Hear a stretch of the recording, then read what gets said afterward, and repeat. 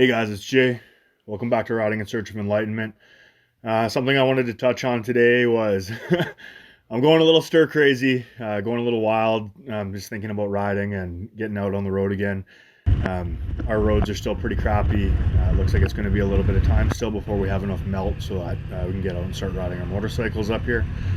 Um, in the meantime, I've been looking for things that might be good for the channel, might be good for my soul, and get me excited for the motorcycling season again.